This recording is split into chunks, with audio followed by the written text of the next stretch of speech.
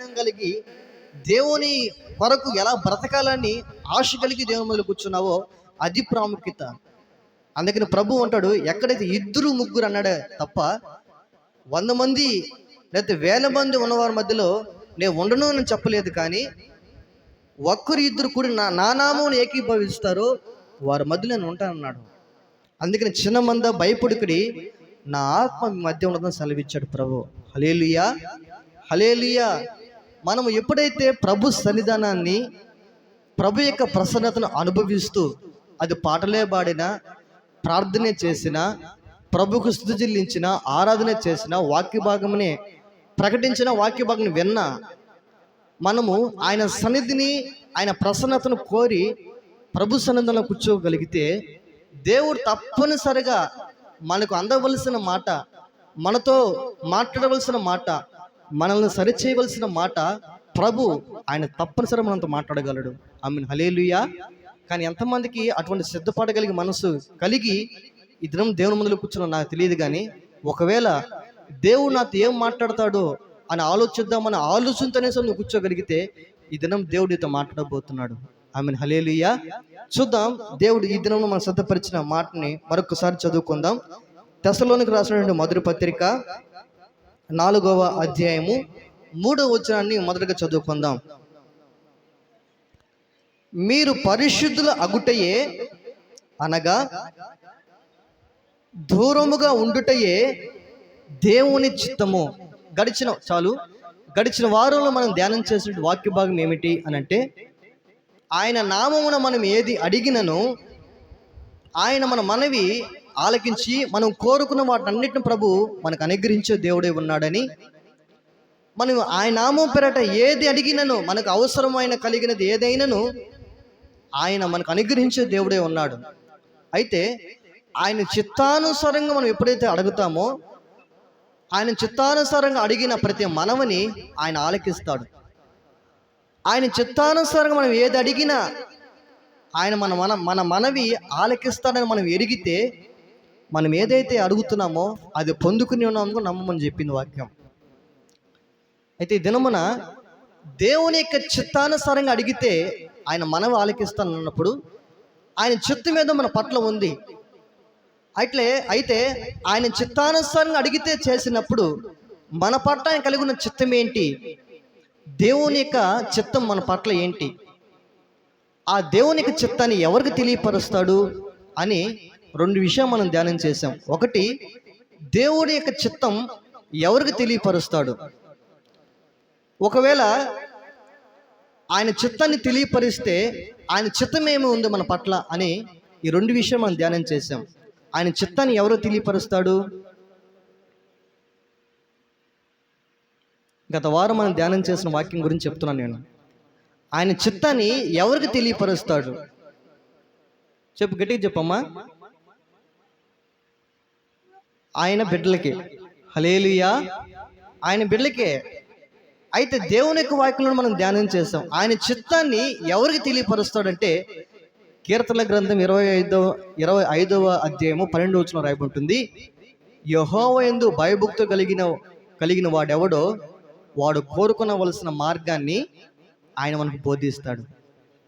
ఆమేన్, హల్లెలూయా. ఎవరికి బోధిస్తాడు ఆయన?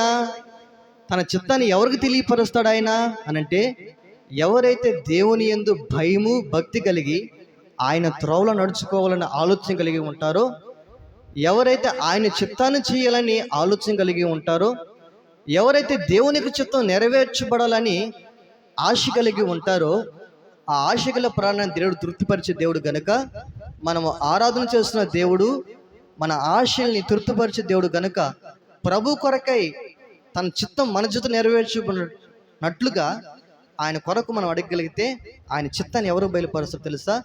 దేవుని యందు భయము భక్తి కలిగిన వాడెవడో వాడు కోరుకోవలసిన మార్గాన్ని ఆయన మనకు బోధిస్తాడంట. ఎవరికి బోధిస్తాడు ఆయన? భయము భక్తి కలిగిన వారికి బోధిస్తాడు. హల్లెలూయా.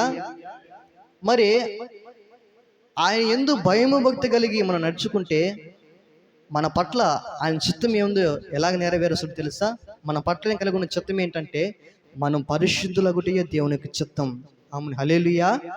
ఒకవేళ పరిశుద్ధపరచబడితే, పరిశుద్ధంగా జీవిస్తే మనం ఎలాగూ చేయబడతామని యోహాను వ్రాసిన మొదటి పత్రిక 2వ అధ్యాయం 17వ వచనం చదువుకుందాం. లోకము దాని ఆశ గతించిపోతున్నవి, కానీ దేవునికి చిత్తం జరిగించేవాడు నిరంతరము నిల్చును చదువుకున్నాం. హల్లెలూయా. ఇదను మన దేవుని యొక్క చిత్తం నీ పట్ల నా పట్ల ఏమై ఉన్నదో అది గాన ఎరిగి ఉండి గ్రహించి ఆయన చిత్తంగా జరిగిస్తే నీవు నిరంతరం నిలుస్తావంటే, నీ ప్రాణం పోయినా సరే నీ జీవితంలో దేవునికి చిత్తం నెరవేర్చబడినందువలన నీవు నిరంతరము నీ సాక్ష్యం ద్వారా నువ్వు నిరంతరం నిలుచుదువుగాక. Amen hallelujah. అయితే మన పట్ల దేవుని చిత్తం ఏంటి అని అంటే, మనము పరిశుద్ధపరచబడమే దేవుని చిత్తమని గత వారం మనం ధ్యానం చేశాం. హల్లెలూయా. అయితే ఈ దినమున దేవుడు ఈ లేఖనాల నుండి ప్రభు తన యొక్క మహిమార్థి నిమిత్తమై మనందరితో మాట్లాడలాగున మరొకసారి ఈ దినము సిద్ధపరిచిన మాటను మనసు చదువుకున్నాం. ఆ మాటను చదువుదామా? తెస్సలోనికీయులకు రాసిన మొదటి పత్రిక 4వ అధ్యాయము 3, 5 వచనం చదువుకుందాం. మీరు పరిశుద్ధులగుటయే అనగా మీరు జారత్వములకు దూరంగా ఉండుటయే దేవుని చిత్తము.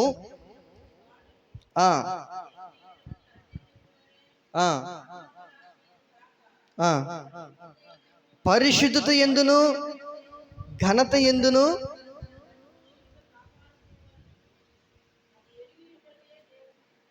అది ఎరిగి ఉండుటయే దేవుని చిత్తం.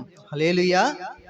మొట్టమొదటిగా లోకంలో ఉన్నటువంటి నీవు, నేను, మనము దేవుడు ఎందుకు మనందరి కొరకు ఆయన లోకాన్ని ఎంతగానో ప్రేమించాడు. లోకాన్ని ప్రేమించాడంటే మన కంటితో చూస్తున్న వాటిని ప్రేమిస్తున్నాడని కాదు.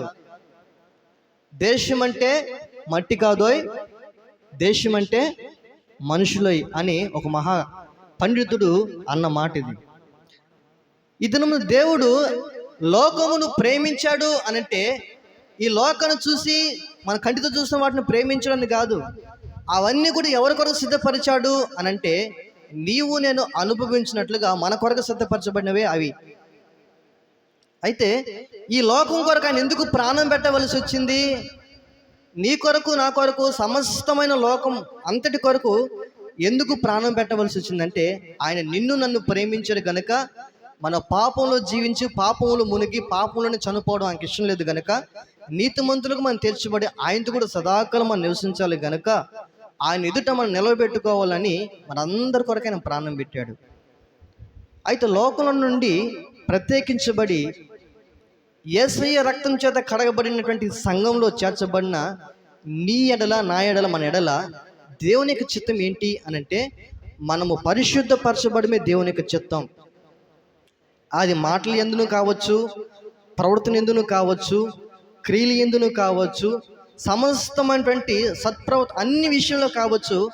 మనం ఎలా ఉండాలని ప్రభువు అనుకుంటున్నాడంటే, పరిశుద్ధంగా బ్రతకాలని, నిబంధన కలిగిన జనాంగంగా బ్రతకాలని ప్రభు ఆయన చిత్తం మన చేత నెరవేర్చాలని ఆయన ఆలోచన కలిగి మనందరం పరిశుద్ధపరచబడమే దేవునికి చిత్తమై ఉన్నది. హల్లెలూయా. అయితే దినమున నీవు ఏ విషయంలో అపవిత్రమైన జీవితం కలిగి ఉన్నావో ఆ అపవిత్రతల నుండి పరిశుద్ధపరచబడినట్లుగా నీ పట్ల ఆయన చిత్తం జరిగించాలనుకుంటున్నాడు. నీ మాటల్లో పవిత్రత కనబడుతుందా? నీ చూపుల్లో పరిశుద్ధత కనబడుతుందా? నీ ప్రవర్తనలో సత్ప్రవర్తన కనబడుతుందా?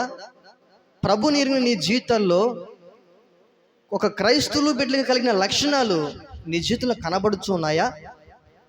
అలా కనబడకపోతే నీవింకా పరిశుద్ధపరచబడడానికి రక్తము కారునంతగా ప్రార్థనలో పోరాడవలసినటువంటి బాధ్యత మన మీద మోపబడి ఉన్నది.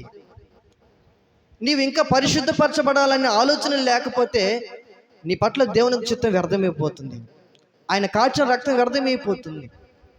అది నీ పట్ల కలిగిన ఉద్దేశము నీ పరిశుద్ధపరచబడాలని. మొట్టమొదటైతే.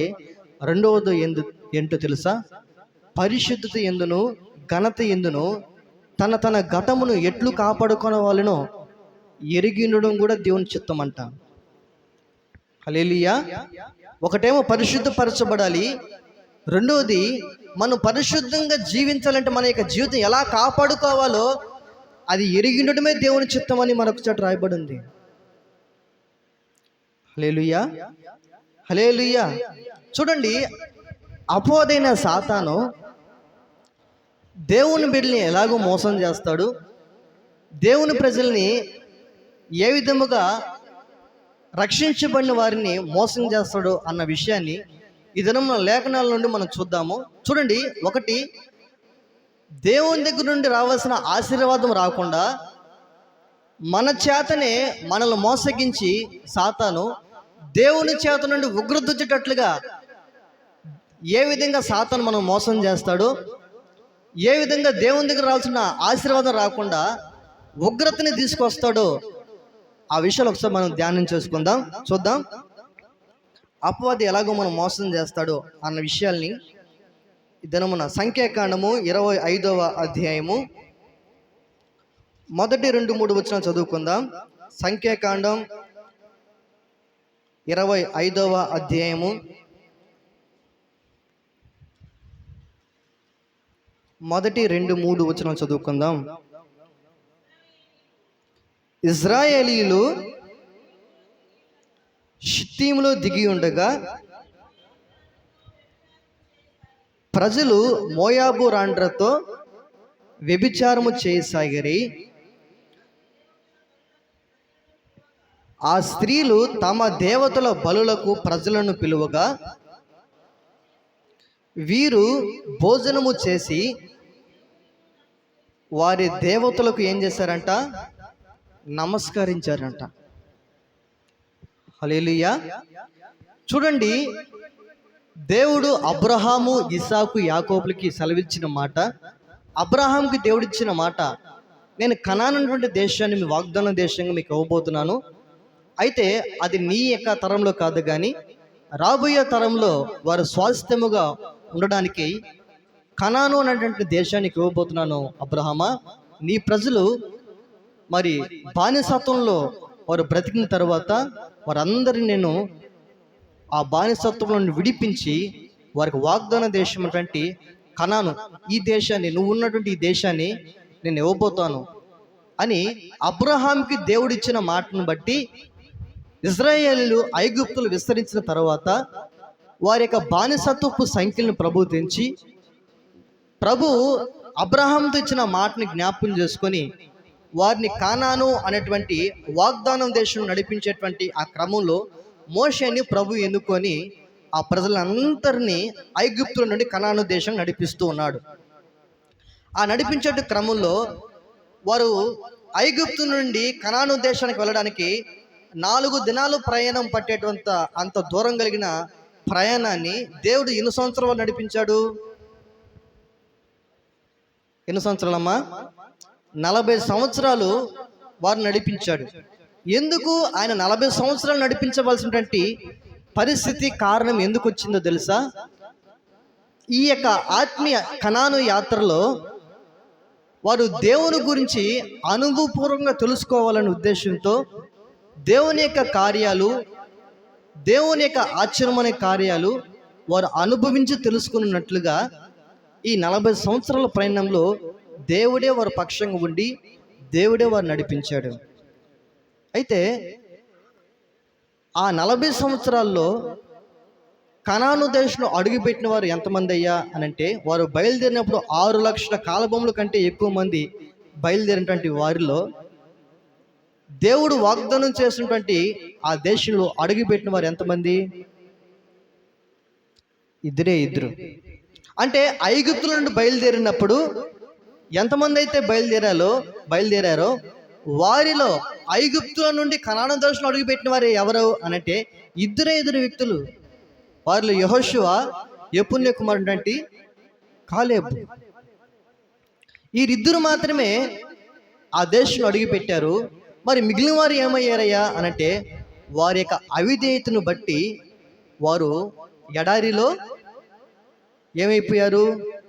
సంహరించబడిపోయారు. వాళ్ళు అవిధేయుల మీదకి తన ఉగ్రత, దేవునికి ఉగ్రత రావడం బట్టి ఆ అరణ్యంలోనే వారు విడవబడిపోయారు, చనిపోయారు. దేని బట్టి అంటే వారి అవిధేయతను బట్టి అవిధేయుల మీదకి దేవుని యొక్క ఉగ్రత వచ్చినందువలన ఆ 40 సంవత్సరాల్లో ఇద్దరు మాత్రమే కనాను దేశంలో అడుగు పెట్టగలిగారు. మిగిలిన వారందరూ కూడా దేవుని యొక్క ఉగ్రతకి పాత్రులైపోయారు. అయితే ఆ క్రమంలో దేవుడు ఎర్ర సముద్రం దాటుకుని వచ్చిన తర్వాత వారికి ఆకాశం నుండి మన్నాను కురిపించి భుజింపనిచ్చి మారా అనుభవం కలిగినటువంటి ఆ నీటిని మధురముగా మార్చి ఎడారిలో ఆయన త్రాగడానికి వారికి సెలయేరులు వారి కొరకై బండలో నుండి నీరు వారికి ఒప్పుకుచు పారినట్లుగా చేసి వారికి రాత్రి అగ్నిస్తంభంగా పగలు మేఘస్తంభమై వారి ప్రజల్ని వారి ఈ 40 సంవత్సరాల్లో వారి యొక్క పాదాలకున్న చెప్పులు అరిగిపోనివ్వకుండా వారికి వేసుకున్న వస్త్రాలు చినిగిపోకుండా వారిని నిత్యము ఈ 40 సంవత్సరాలు ప్రభువే వారి పక్షం ఉండి అన్ని విషయాల్లో దేవుడు మనం సంరక్షించి పోషించి కాపాడి నడిపిస్తుంటే దేవుని మీద కొంతమంది సనుక్కొని దేవునికి అవిధేయత కనపరిచి నిబంధనల నుండి తొలగిపోవడం బట్టి అనేక మంది సంహరించబడ్డారు. కానీ దేవుడు చేసిన కార్యాలు, దేవుడు వారి ఎదుట కనపరిచినటువంటి కార్యాలు చూచి ఇద్దరు వ్యక్తులు మాత్రం ప్రభునందు విశ్వాసం ఉంచి సనుక్కొనక గొనుక్కొనక విశ్వాసం నందు గలవారై విశ్వాసంతో వాగ్దాన దేశంలో అడుగుపెట్టారు. ఆమెన్, హల్లెలూయా. అయితే ఈ క్రమంలో ఐగుప్తు నుండి కనాను వాగ్దాన దేశానికి అడుగుపెట్టేటువంటి ఈ క్రమంలో వారు ఒక ప్రాంతం దాటుకొని మరొక ప్రాంతానికి, ఒక ప్రాంతం దాటుకొని మరొక ప్రాంతానికి దేవుడు వారు నడిపిస్తున్నటువంటి ఆ క్రమంలో ఒక దగ్గరకు వచ్చి ఆగారు. అక్కడ నివసించడానికి ప్రభు వారిని ఇక్కడ ఉండమని చెప్పినప్పుడు ఆ ప్రయాణంలో వారు అక్కడ నివసిస్తున్నారు. ఆ ప్రాంతం ఏది అంటే షిత్తీములో దిగి ఉన్నారంట. వాళ్ళు ఎక్కడున్నారు? షిత్తీము అనేటువంటి ఆ ప్రాంతం. చదువునా మాట చదువుదామా. ఇజ్రాయేలీలు షిత్తీములో దిగి ఉండగా ప్రజలు మోయాబు రాండ్రతో వ్యభిచారము చేయసాగిరి. ఆ స్త్రీలు తమ దేవతల బలులకు ప్రజలను పిలువగా వీరు భోజనము చేసి వారి దేవతలకు నమస్కరించిరి. వారు ఎక్కడ దిగి ఉన్నారంట? షిత్తీము అనేటువంటి ఆ ప్రాంతంలో, ఆ ప్రాంతం దాకా వచ్చిన తర్వాత అక్కడ నివసించడానికి వారు ఉన్నప్పుడు అక్కడ ఒక కార్యం జరిగింది. ఏం జరిగింది అంటే ఇజ్రాయేల్ యొక్క జనాంగం మోయాబు రాండ్రలతోనూ మిద్యాను స్త్రీలతోనూ వ్యభిచారము చేయసాగిరని రాయబడి ఉంది. ఎందుకు వారు ఆ పని చేయకూడదు అని అంటే దేవుడు వారికి తెలియపరిచినటువంటి ఆజ్ఞలు మోషే ద్వారా ఆ దేశంలో అడుగు పెట్టాలి అని అంటే ఆ దేశంలో నివసిస్తున్నటువంటి జనాంగం యొక్క అలవాట్లు, ఆచారాలు మీకు అంటకున్నట్లుగా మీరు నిబంధన జనులుగా, మీరు నిత్య నిబంధన నాకు ప్రజలైనట్లుగా నేను మీకు దేవుడే ఉన్నట్లుగా మీతో నా నిబంధన స్థిరపరచుదును అని దేవుడు వారి నిబంధనను స్థిరపరిచి వారికి ఆజ్ఞలు కలిగిన మార్గాన్ని ఆజ్ఞలు ఇచ్చి ఆ ఆజ్ఞలు కలిగిన మార్గంలో నడిపించడానికి దేవుడు ఆలోచన కలిగి మోషేకి వారు ఎలా జీవించాలి, ఎలా బ్రతకాలి, ఎలా కొనసాగించబడాలి, దేని కొరకు బ్రతకాలి, ఎలా బ్రతకాలి అనేటువంటి నిబంధనలన్నిటిని కూడా మోషే ద్వారా తన ప్రజలకి దేవుడిచ్చిన తర్వాత వారు ఎలా బ్రతకాలి, నీ దేవుడిని యెహోవాను తప్ప మరి దేనిని నువ్వు పూజించకూడదు, ఆరాధించకూడదు. పైన ఆకాశం ఉందే కానీ, భూమి ఉందే కానీ, భూమి కింద నేల ఉందే కానీ దేని రూపమైనను నువ్వు చేసుకొనకూడదు. అలాగే నువ్వు వ్యభిచారం చేయకూడదు అనేటువంటి ఆజ్ఞ రాయబడి, నీ పొరుగు అనేదాన్ని దేనిని కూడా నీవు ఆశించకూడదు అనేటువంటి ఆజ్ఞలు దేవుడు వారికి ఇచ్చి నిబంధన వారితో చేసి మీరు ఇలాగో కానీ మీరు జీవించగలిగితే, మీరు నా మాట విని నాకు లోబడి నా కొరకుని మీరు జీవించగలిగితే భూమి యొక్క మంచి పదార్థం మీరు అనుభవించేటట్లుగా నేను మిమ్మల్ని ఆశీర్వదిస్తాను అని చెప్పి వారికి నిబంధనించిన దేవుడు ఆ నిబంధన కొనసాగించేటట్లుగా కృప నుంచి నడిపిస్తూ ఉన్నాడు. ఆ క్రమంలో జరిగింది ఏంటి అని అంటే ఈ ఇశ్రాయేలు జనాంగము ఎవరి మీద యుద్ధ సన్నద్ధులై వారు బయలుదేరిన తర్వాత ఎవరు కూడా వారిని జయించలేకపోతున్నారు. ఎవరు కూడా యుద్ధం నేర్పగలిగిన వారు ఎంతోమంది వీరులు, సూర్లు, బలాఢ్యులు, పరాక్రమం కలిగిన వారు ఎంతోమంది ఉన్నప్పటికీ దేవుడు ఇశ్రాయేలు పక్షంగా ఉన్న కారణము చేత ఎవరు కూడా ఇజ్రాయేలు మీదకి రావడానికి భయపడిపోతున్నారు. ఎందుకంటే వీరి పక్షంగా ఉన్న దేవుడు వారి ఎడల జరిగిస్తున్న కార్యాలు బట్టి, దేవుడు వారి ఎడల జరిగిస్తున్న కార్యాలు బట్టి వారు భయం కలిగి ఎవరు కూడా ఇజ్రాయేల్ మీదకి యుద్ధానికి రావడానికి భయపడిపోతున్నటువంటి ఆ దినాల్లో బాలాకు అనేటువంటి ఒక రాజు ఏం చేశాడు అనంటే, ప్రవక్త అయినటువంటి బిలాము యొద్దకు వెళ్ళి, అయ్యా, ఈ ప్రజలు చూస్తే ప్రతి ఒక్కరికి భయం కలుగుతుంది. వీరు తర్వాత నా మీదకి వస్తే నా రాజ్యం ఏమైపోతుంది, నా ప్రజలు ఏమైపోతారు, గనుక వారు శపితంగా మార్చబడినట్లుగా, వారు నాశనం అయిపోయినట్లుగా నీవు వారిని ఏం చేయాలంటే శపించాలి. అందుకు కావాల్సిన నీకేమైతే కావాలో అది నేను ఇచ్చేదను, వారిని నీవేం చేయాలంటే శపించాలి అని బాలాకు బిలాముతో చెప్పి పంపించినప్పుడు, ఆ బిలాము ఇజ్రాయేల్ యొక్క ప్రజల్ని శపించడానికై బయలుదేరినప్పుడు దేవుడు ఆ బిలాముతో మాట్లాడి, అయ్యా, వారు ఆశీర్వదించబడిన జనాంగం, వారు దీవించబడిన జనాంగం, వారు నా సొత్తైన ప్రజలు, నా నామము పెట్టబడినటువంటి నిబంధన జనులు వారు, గనుక వారి యొక్క మాటకైనను వారి యొక్క జోలికైనను నీ పోవద్దు అని బిలాముతో సాక్షాత్తు దేవుడే మాట్లాడినను. కొన్ని పరిస్థితులు కూడా వెళ్ళిన తర్వాత బిలాము ఏదైతే వారిని శపించాలని ఆలోచన కలిగి ఉన్నాడో, ఆ బిలాము శపిద్దామని ఎలుకున్నటువంటి బిలాము చేతనే దేవుడు ఇజ్రాయేల్ ప్రజల్ని ఆశీర్వదించేటట్లుగా బిలాము యొక్క నోటిని త్రిప్పివేశాడు దేవుడు. ఆమేన్, హల్లెలూయా. ఇతరమున దేవుని యొక్క వాక్యం ఉంటున్న నీవు, దేవుని యొక్క ప్రజలుగా, దేవుని రక్తం చేత కడగబడిన నీవు, ఆయన సొత్తైన జనంగా చేయబడిన నీవు, విశ్వాసిగా మార్చబడిన నీవు, నీ నోట ఆశీర్వాదకరమైన మాటే రావాలి కానీ శపితమైనటువంటి మాటలు నీ నోట రాకూడదు. హల్లెలూయా. ఎందుకు రాకూడదు అనంటే, ఒకవేళ శపితమైన మాట నీ నోట్లో కన్నా వస్తుంది అనంటే అది నెరవేర్చబడదు. ఎందుకు నెరవేర్చబడదు అనంటే, దేవుడు ప్రతి నరునికి వాక్కు శక్తిని అనుగ్రహించాడు అన్నది వాస్తవమే. అయినను అది ఆశీర్వాదకరమైన మాటే పలకాలి తప్ప శపితమైన మాట నీ నోట పలకకూడదు. అందుకనే అబ్రహాంతో అంటాడు, అబ్రహమా, నిన్ను దీవించు అని నేనేం చేస్తున్నాడు, దీవిస్తున్నాడు. నిన్ను శపించు అని ఏమన్నాడు, నీవు శపిస్తే శపిస్తాను అన్నాడా, నిన్ను శపించు అని నేను శపిస్తాను అన్నాడా? చెప్పాలి. హల్లెలూయా. నీ ముఖము మనోహరము, నీ స్వరము మాధుర్యము, నీ పాదాలు అపరంజిమయము, నీ ముఖము గట్టి చప్పలు కొడదామా గట్టిగా. నీ స్వరము మాధుర్యము, నీ పాదాలు అపరంజిమయము. యేసయ్యా నా ప్రాణ ప్రియుడా, మనగలనా నిన్ను వీడి క్షణమైన. యేసయ్యా నా ప్రాణ ప్రియుడా, మనగలనా నిన్ను వీడి క్షణమైన. నీ ముఖము మనోహరము, నీ స్వరము మాధుర్యము, నీ పాదాలు అపరంజిమయము, నీ ముఖము మనోహరము,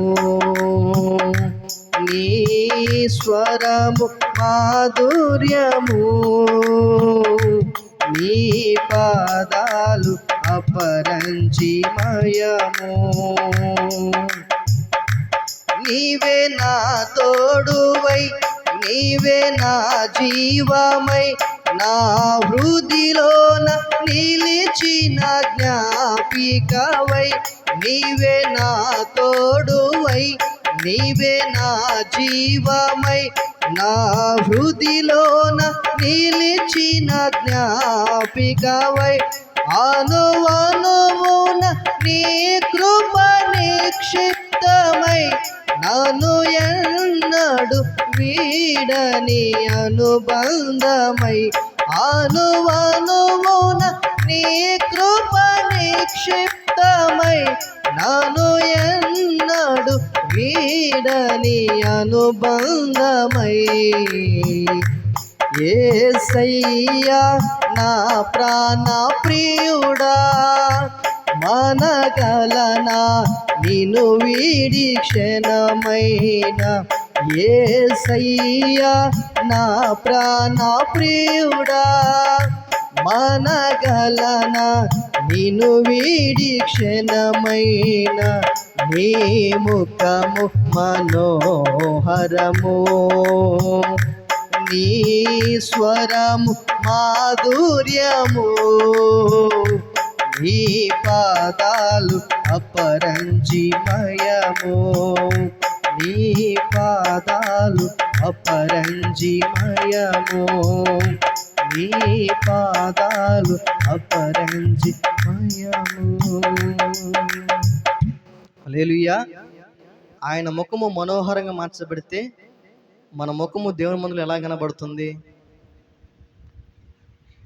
హల్లెలూయా. మన ముఖాలు ఎందుకు వాడబడిపోతున్నాయి అని అంటే, మనలో ఆసక్తి కలిగినటువంటి ప్రార్థన మన జీవితం లేకపోవడం అదొకటైతే, ఆత్మ సంబంధమైన నీరసం వచ్చేస్తుంది మనకు కొన్ని సమయాల్లో. ఏంటి ఆత్మ సంబంధమైన నీరసం కూడా ఉంటుందయ్యా అని అంటే, ఒంటికి నీరసం వస్తే నిలబడగలుగుతామా? జ్వరము ఒక 103, 102, 103 కాస్తుంది అనుకో, నిలబడగలుగుతామా? కుప్పకూలిపోతాం. అలాగనే ఆత్మ సంబంధం భక్తి జీవితం, ఒకవేళ జ్వరం వచ్చిన వ్యక్తికి మనం మాట్లాడుతుంది కొన్ని సమయాల్లో స్పృహ తగ్గిపోయేటువంటి స్థితికి అంత జ్వరం కాల్సింది అనుకోండి, మనం మాట్లాడేది కావచ్చు, ఎలా ఉన్నామో కావచ్చు, ఎలాగో మన యొక్క వ్యవహారం ఉందో కావచ్చు, మనకి ఏది కూడా అర్థం కాదు. ఎందుకు అర్థం కాదు? మన యొక్క శరీరము బలహీనంగా ఉంది కాబట్టి. అలాగనే ఆత్మ సంబంధమైన భక్తి జీవితం కూడా మనం బలహీనంగా ఉన్నప్పుడు దేవునికి వాక్యము మనకు పనిచేయదు. అయితే ఆయన వాక్యము ఎండిన ఎముకలకి జీవం కలిగిస్తుంది. ఆయన వాక్యము శుద్ధి లాంటిది, చాకల వాని సబ్బు వంటిది. బండపైన యొక్క హృదయాన్ని సహితము అదేం చేయగలుగుతుంది?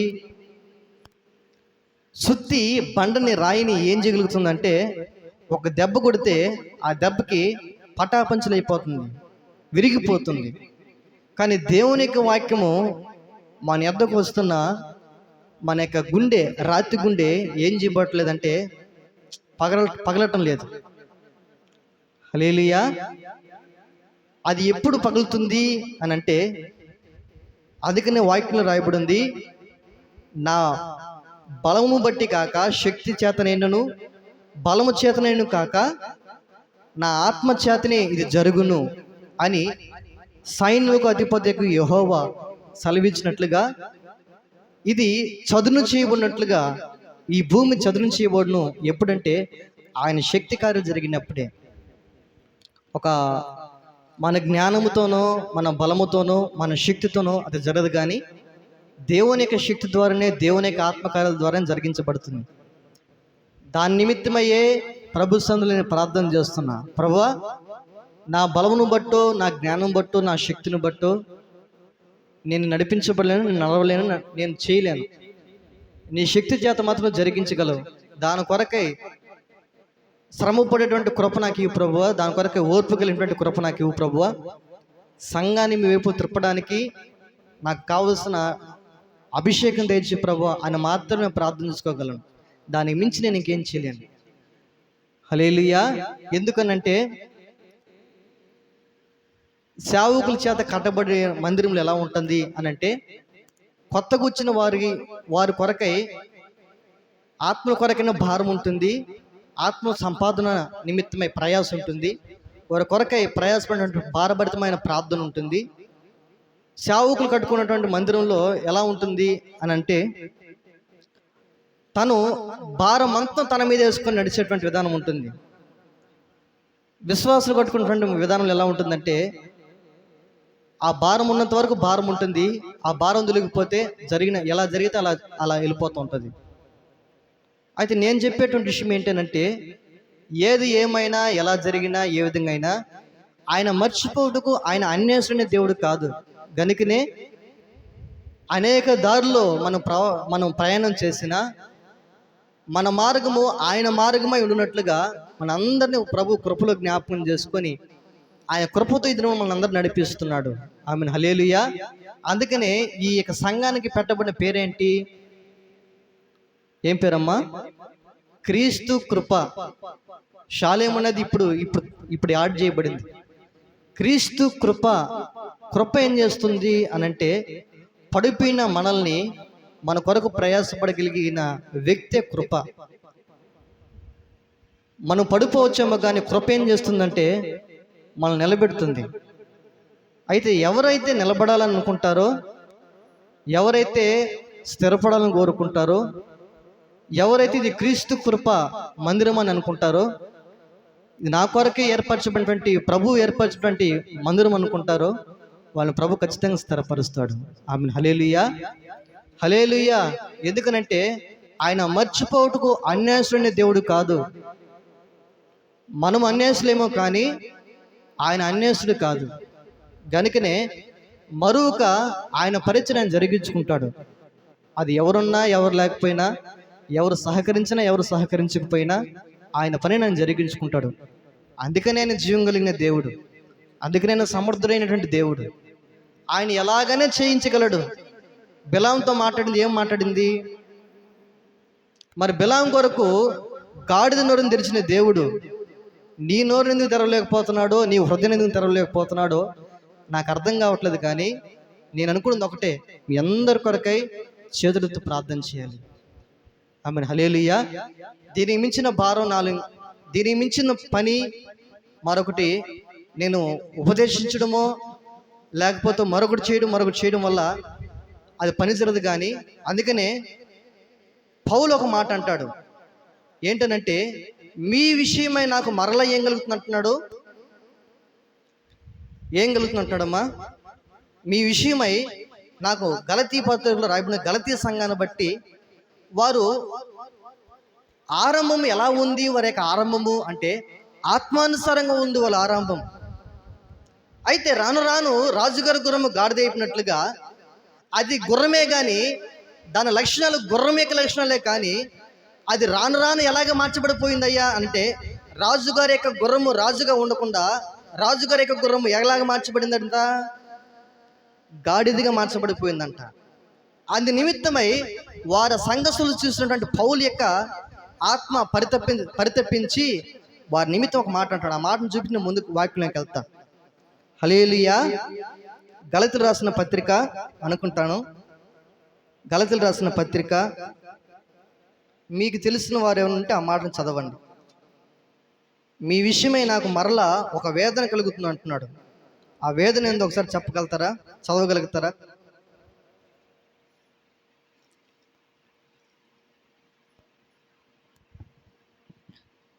గలతీయులకు రాసిన పత్రిక 4వ అధ్యాయము 19వ వచనం చదువుకుందాం.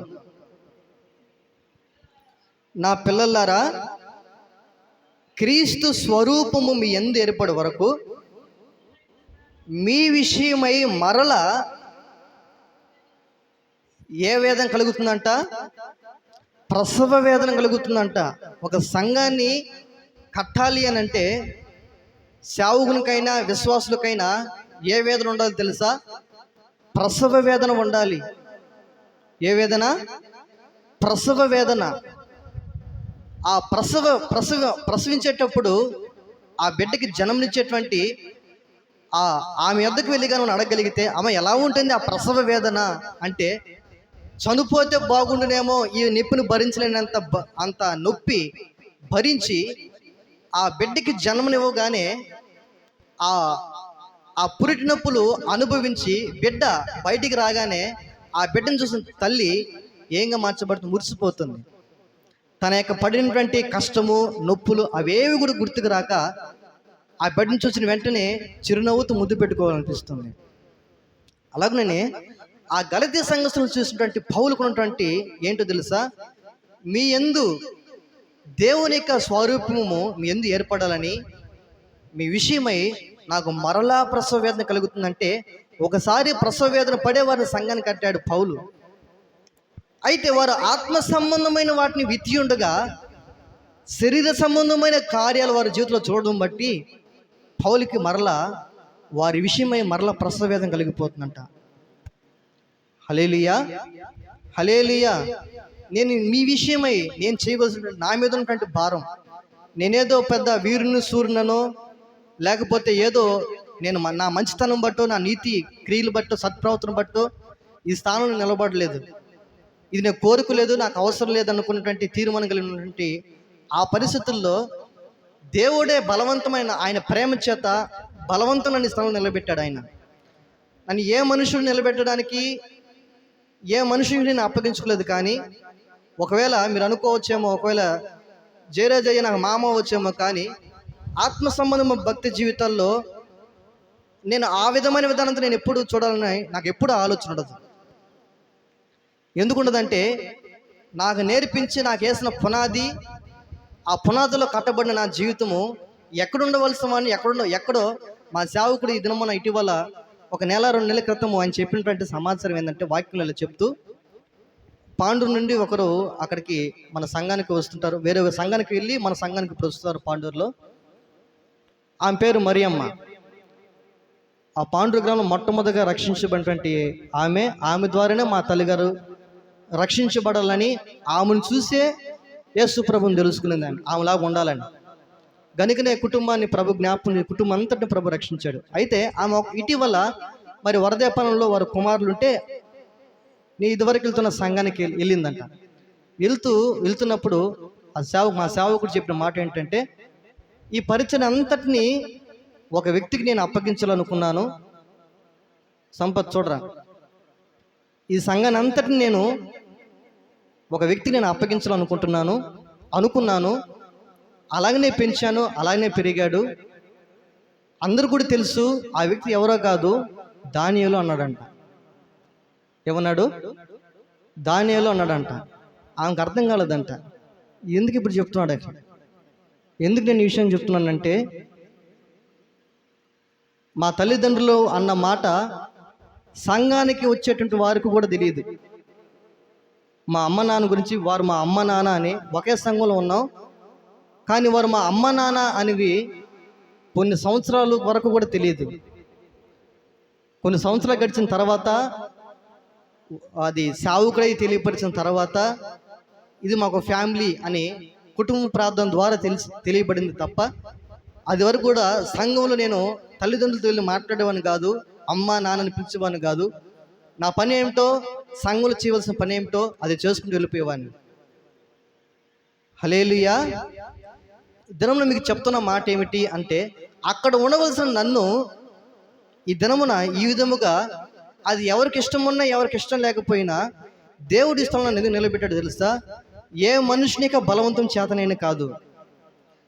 జయరాజమావు నాకు చెప్తున్నప్పుడు, ఆయన దర్శనం గురించి చెప్తున్నప్పుడు నా మనసులో తీర్మానం చేసుకున్నది అనుకున్నది ఏంటంటే, దేవుడు ఈ యొక్క నా యొక్క వివాహం ద్వారానే ఆయనకు ఒక దర్శనం చూపించాడు. పెళ్లి ద్వారా కాదు, కానీ పరిచయ కొరకు ఆయన ప్రార్థన చేస్తుంటే దేవుడు ఆయన తెలియపరిచింది, దూరం నుండి ఇలాగ చూపించినప్పుడు ఆ క్రమంలోనే వివాహం జరిగింది. అది మీ అందరూ కూడా తెలుసు. నేను అనుకున్నది ఏంటంటే, ఇప్పుడు కాదు ఇది జరిగేది, ఆయన తదనంతరము తర్వాత 2 వ్యక్తులు వచ్చి నాతో మాట్లాడాలని కోరుకున్నా.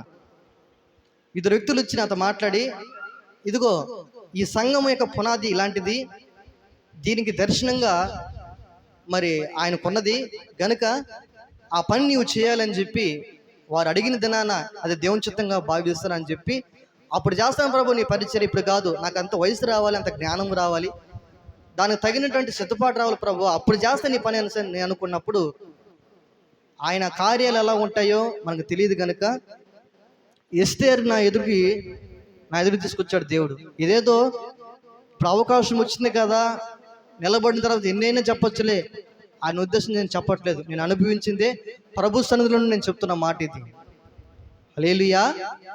అయ్యా అప్పుడు దేవుడు నా అంతరంగంలో పెట్టి, ప్రభు ఒకవేళ ఉన్నట్టు నుండి పరిచయం నా చేతిలోకి వస్తే నేను ఎలా చేయాలి, నాకైతే అది వద్దు, అది ఆ పరిస్థితులు నాకు వద్దు, నేను చేయలేని ప్రభు నాకు వద్దు అని దేవునితో నేను వాదన వేసుకుంటున్నప్పుడు నేను వెళ్తున్న ప్రయాణంలో ఇదే ప్రశ్న, డ్యూటీలో వెళ్తున్నా కానీ ఇదే ప్రశ్న. అప్పటికి దీని పరిస్థితుల గురించి మందుని గురించి ఏ తలంపులు ఏది లేదు, మంచిని జరుగుతుంది. ఆ దినంలోనే ప్రభు నా అంతరంగంలో ఆ విషయం పెట్టినప్పుడు నేనుగా ఆ పని నేను చేయని ప్రభు, నాకు ఇష్టం లేదు, ఏదో వివాహం జరిగించావు నమ్మకంగా ఉంటాను, ఏదో పరిచయ పాండూరులో పరిచయం దాన్ని చేసుకుంటాను, నాకు ఓరగుండ పరిచయగా మాత్రం నాకు వద్దు ప్రభు, అది నాకు చేత కదా, నేను చేయలేను ప్రభు అని చెప్పినప్పుడు దేవుని అంతరంగంలో పెట్టి నాతో మాట్లాడిన తెలుసా, నీ మంచితనం బట్టి, నీ నీతి క్రియలను బట్టి, నీ యథార్థను బట్టి నీ ద్వారా జరిగించాలని కోరుకుంటున్నావా? ఎస్తేరు గురించి తెలియపరిచి, ఎస్తేరు ఎందుకు రాణిగా చేయబడింది తెలుసా?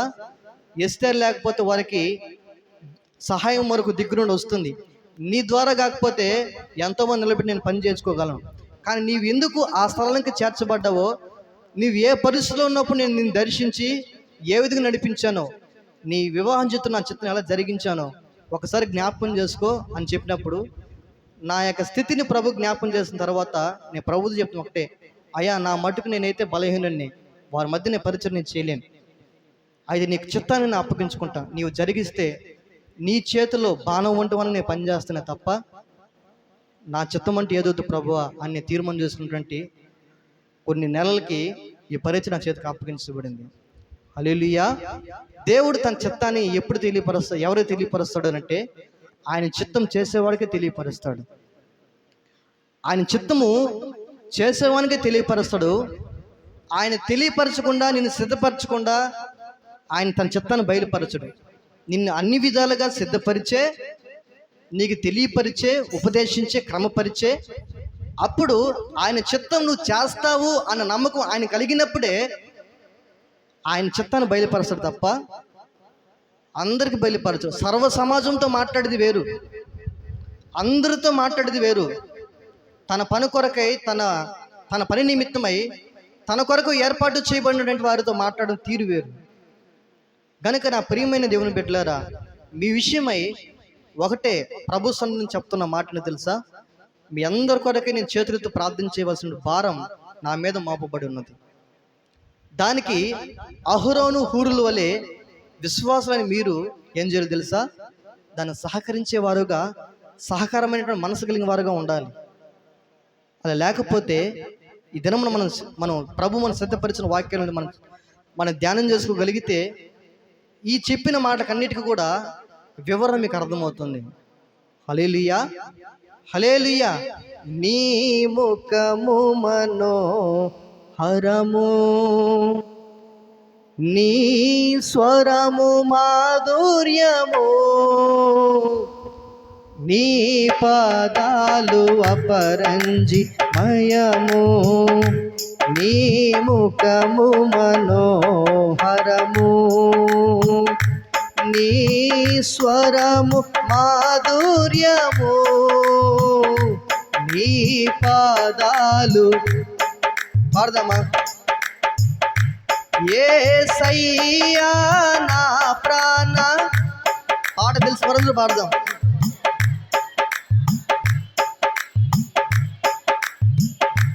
యేసయ్యా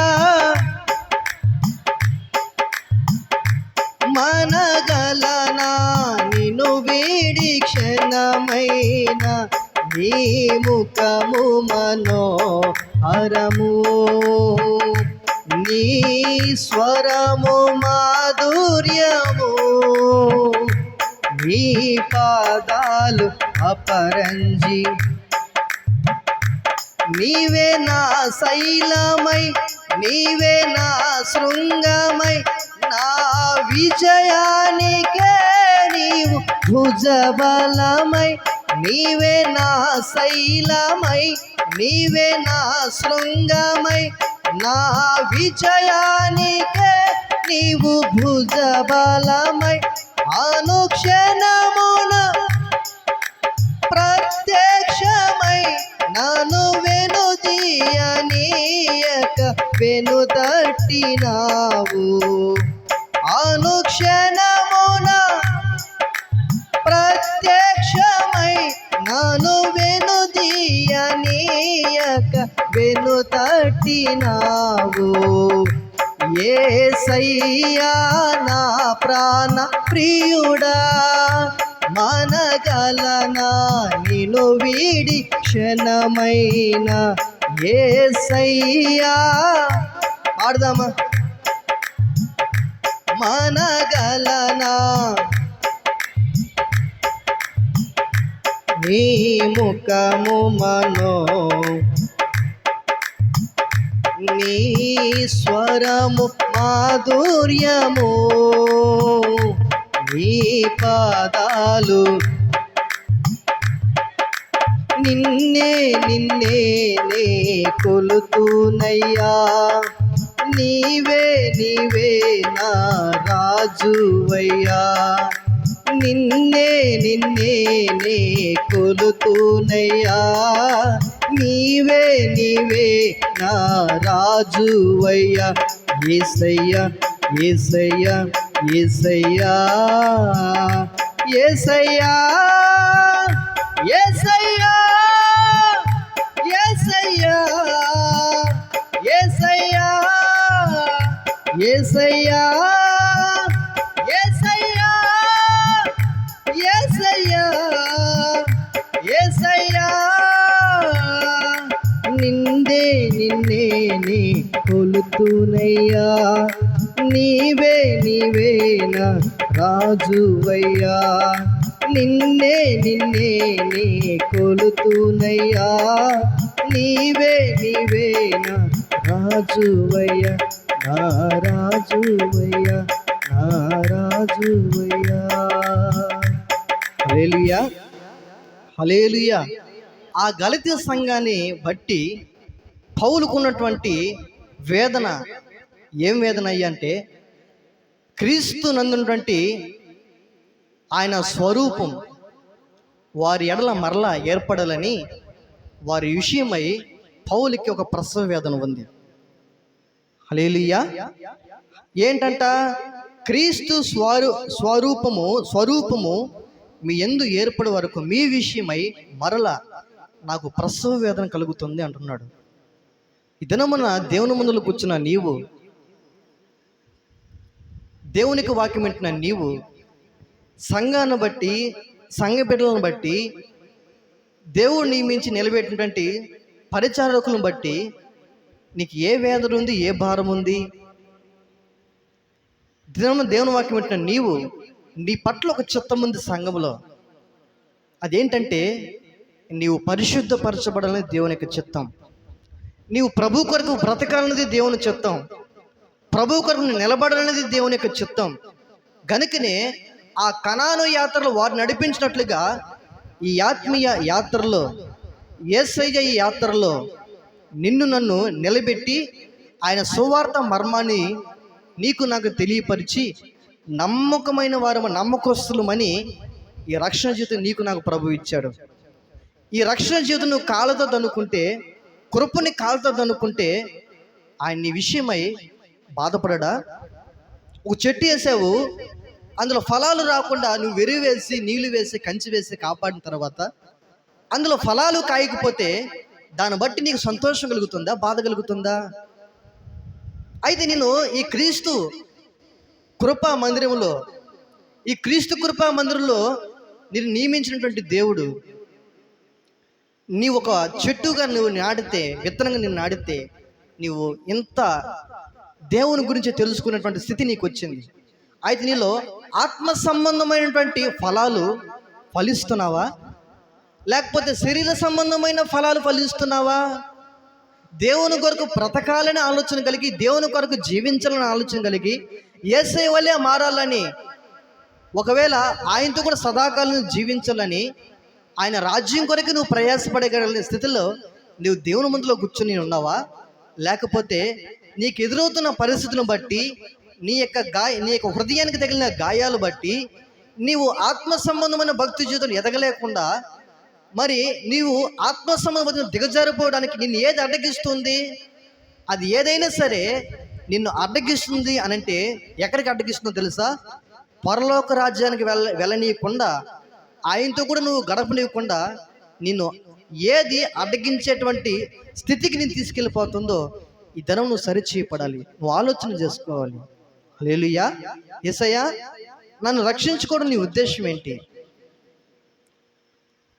నన్ను విమోచించడం నీ యొక్క చిత్తం ఏంటి? అసలు ఎందుకు నన్ను ఈ సంఘంలో నడిపావు? నా పట్ల నీ చిత్తమేంటి ప్రభు అని ఎంతమంది అడగగలిగినటువంటి స్థితిలో ఉన్నారు?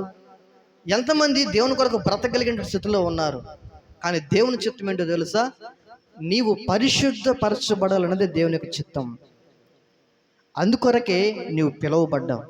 ఒకవేళ అది నువ్వు గ్రహించకపోతే నీ నిమిత్తమై దేవుడు, అయ్యో వీరికి ఇచ్చిన రక్షణ, వీరికి నా గురించి తెలియపరుచుకున్నటువంటి ధర్మ విధులు, సువార్త మరొకరికి ప్రకటించుంటే వారు మారు మనసు పొంది అనేక మంది దీవెనకరంగా మార్చబడి ఉండేవారేమో అని నిన్ను బట్టి నన్ను బట్టి దేవుడు బాధపడేటువంటి స్థితిలో నీవు దేవుని ముందర కూర్చుని ఉన్నావా?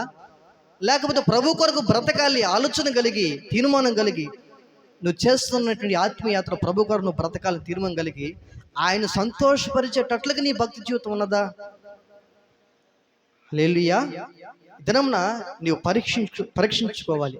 చూడండి, ఐగుప్తు అనేటువంటి ఆ బానిసత్వపుల నుండి దేవుడు మోషే ద్వారా తన ప్రజలను నడిపించడానికి ప్రభు మోషేని ఎన్నుకొని ఐగుప్తు నుండి వాగ్దాన దేశమైన కనాను దేశానికి బయలుదేరినప్పుడు వారిని బాలాకు అనేటువంటి రాజు వారిని శపించాలని బిలాము యొద్దకు వెళ్ళి, అయ్యా నీకు ఏమి కావాలో నేను ఇస్తా, కానీ ఆ ప్రజలు మాత్రం శపితంగా మార్చబడాలి. వారు ఎందుకంటే వారు వారి ముందు నిలబడలేకపోతున్నారు. ఎంత వీరులైనా, ఎంత సూర్యులైనా వారి ఎదురు నిలబడలేకపోతున్నారు. కారణం ఏంటి అనంటే వారు పక్షంగా ఉన్న దేవుడు వారికి ఇమ్మానుయేలు అయి వాడు తోడుగా ఉండి, రాత్రి అగ్నిస్తంభంగా, పగులు మేఘస్తంభముగా, ఎడారి ప్రాంతంలో వారందరినీ దేవుడు వారు వెన్నటువంటి కృపాక్షేమాన్ని ఇచ్చి వారు నడిపిస్తున్న వారు బలవంతులైన దేవుడు. ఆయన ఎవరంటే జీవం కలిగిన దేవుడు. హల్లెలూయా. ఆ జీవం కలిగిన దేవుని ఆరాధన చేస్తున్న వారి జీవితాల్లో, వారి జీవితాలకి వారికి వ్యతిరేకంగా పరిచయం చూస్తున్న ఏ జనాంగమైనా సరే వారి ఎదురు నిలబడలేకపోతుందయ్యా. నేనా నిలబడలేను. అయితే నీవు పలికే మాట నెరవేర్చబడుతుంది కనుక, నువ్వు ప్రవక్తవు కనుక నీవేం చేయాలంటే వారిని శపించాలి. అందుకుగా నీకు ఏదైనా నేను ఇవ్వగలను అని బిలాముని బాలాకు ప్రేరేపించినప్పుడు బిలాము సిద్ధపడి వెళ్తున్నాడు. అయితే దేవుడు చెప్పాడు, అయ్యా వారు నా పేరు పెట్టబడిన జనాంగం, నా సొత్తైన జనాంగం గనుక వారు ఇజ్రాయేల్ జనాంగాన్ని వారి మాటకి అయినను వారి జోలికి నువ్వు పోవద్దు, బాలకు చెప్పే పని నువ్వు చేయొద్దు, ఇది నీకు క్షేమము కాదు అని చెప్పినప్పుడు, మరి బిలాము ఆయన మాట వెనక నేను బయలుదేరి వెళ్ళమంటావా అని ఎప్పుడు గాడి ద్వారా గాడిని నోరుని తెరిచి ఆ వ్యక్తితో మాట్లాడిన తర్వాత, అయ్యా నేను తిరిగి వెళ్ళిపోమంటావా? వెళ్ళిపోతాను చెప్పయ్య అంటే, లేదు లేదు నీవు బాలాకు చెప్పినట్లుగా నేను వెళ్ళు, ఆ ప్రజలను చూచి నేను నీకు చెప్పే మాట తప్ప ఇంక నువ్వే మాట పలకవద్దని చెప్పి శపించాలని ఎలుకున్నటువంటి బిలాము ద్వారా ఇజ్రాయేల్ జనాంగం చూసిన బిలాము ఆశీర్వదించబడేటట్లుగా బిలాము యొక్క నోరుని దేవుడు త్రిప్పివేశాడు. ఆమేన్. హల్లెలూయా, హల్లెలూయా. మరి బిలాము ఎందుకు మరి వారిని ఏం చేయడానికి వెళ్ళాడు? శపించాలని వెళ్ళాడు. కానీ దేవుడు త్రిప్పివేసిన కారణాన్ని బట్టి వారిని శపించవలసిన మాటలకు బదులుగా వారిని ఆశీర్వదించడం, వారిని దీవించడం మొదలు పెట్టేశాడు. అయ్యా బాలాక్ అంటాడు, అయ్యా వారిని శపించమని నేను తీసుకొస్తే వారు నా ఎదుట వారిని ఆశీర్వదిస్తున్నావు ఏంటి అన్నప్పుడు, దేవుడు వారిని శపించకపోతే నేనేం చేయగలను? దేవుడే వారిని ఆశీర్వదిస్తున్నాడు గనుక ఆ మాటలు యెహోవా పలికించాడు తప్ప అది నా మాట కాదయ్యా అని చెప్పి బిలాము తప్పించేసుకున్నాడు. మరి అట్లా వారు శపించబడాలంటే ఏం చేయాలంటే, నీవు ఏ విధము చేతనైనా వారిని శపించలేవు, వారికి హాని కలిగించలేవు. అయితే వారికి నువ్వేం చేయగలవో తెలుసా బాలాకు అని బిలాము ఒక మాట చెప్తున్నాడు. ఏమని చెప్తున్నాడంటే, వారి ప్రజల ద్వారానే వారి కన్నుని వారే పొడుచుకున్నట్లుగా, వారి దేవుని దగ్గర నుంచి రావాల్సిన ఆశీర్వాదానికి బదులుగా శాపం వచ్చేటట్లుగా మనం ఒకటి చేయగలం. అదేంటయ్యా? ఏమీ లేదు. మన యొక్క మోయాబు స్త్రీలు ఉన్నారు కదా, మన మిద్యాను స్త్రీలు ఉన్నారు కదా, వారి చేత వారు పాపం చేసేటట్లుగా వారు పాపం చేసేటట్లు మనం పురుకొల్పగలిగితే, వారుగాన పాపం చేస్తే వారి దేవుడు సహించలేడు. వారు ఆరాధన చేస్తున్న దేవుడు పరిశుద్ధుడు. హల్లెలూయా. ఆయన జీవం కలిగిన దేవుడు. మనం ఆరాధన చేస్తున్నట్టు, మనం అర్పిస్తున్నటువంటి అర్పణలట్లుగా ఆయన అంగీకరించబడ కాదు. ఆయన జీవం లేనివాడు కాదు, ఆయన జీవం కలిగిన దేవుడు. ఆయన ఉన్నవాడు, ఉన్నానని అనబడినవాడు.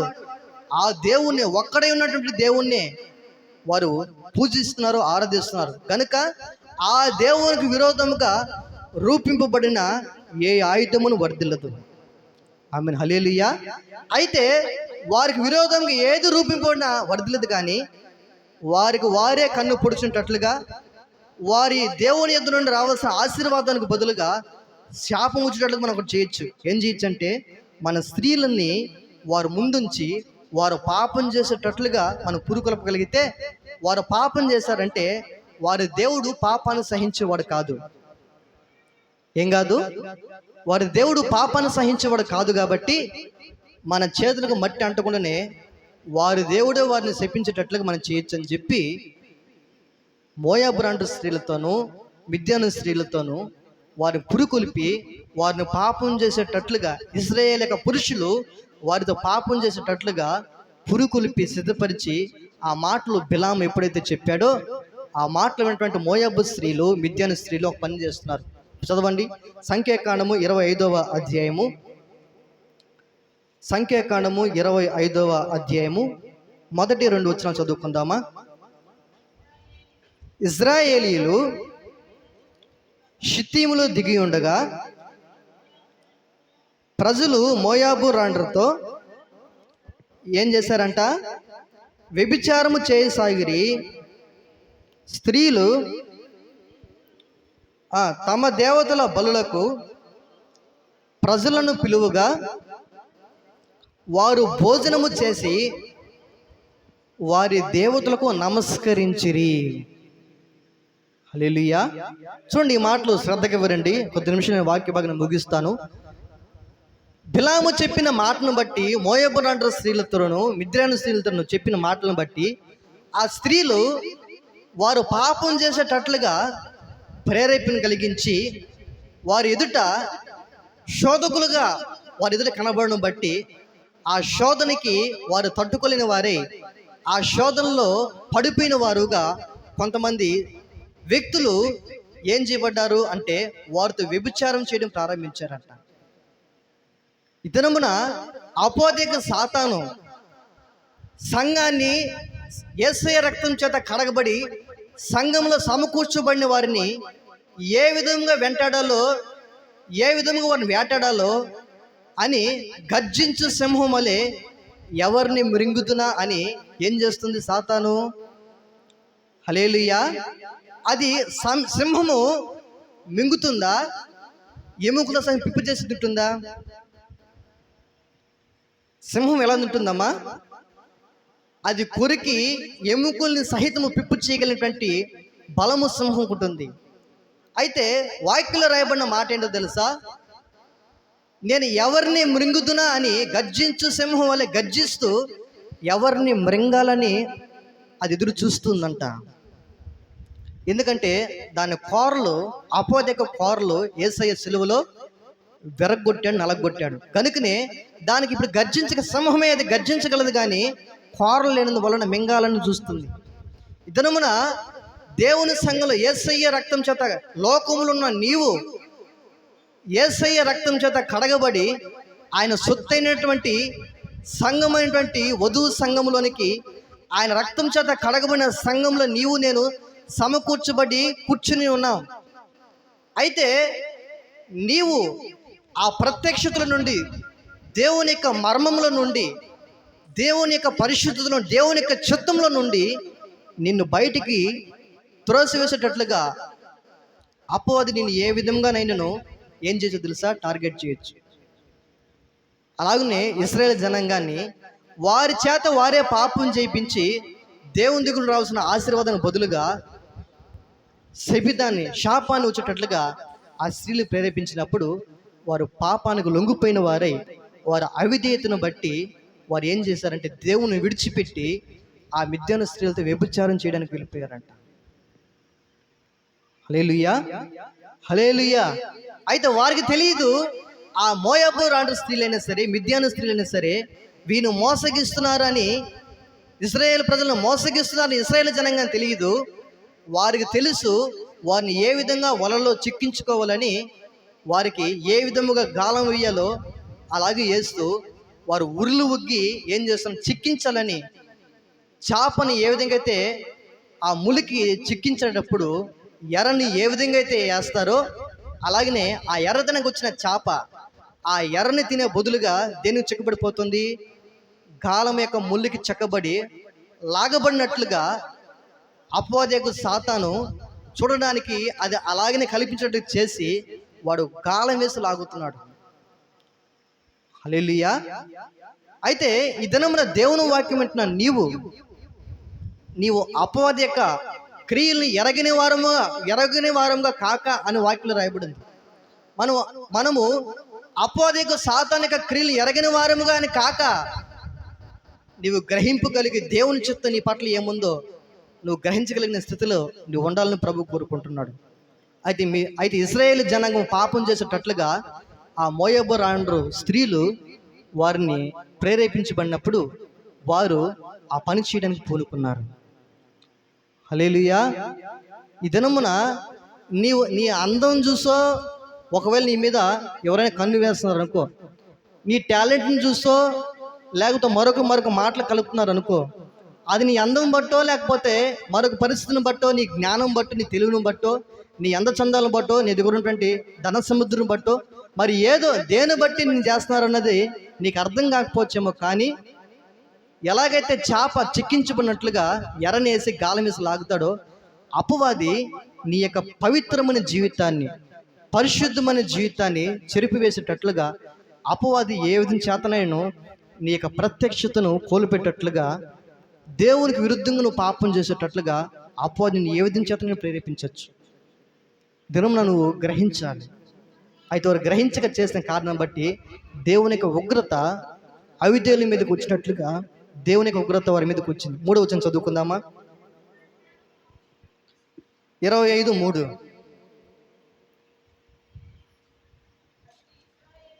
అట్లు ఇశ్రాయేలీయులు బయల్పెయోరుతో కలుసుకునినందున వారి మీద యెహోవా కోపము రగులుకొనెను.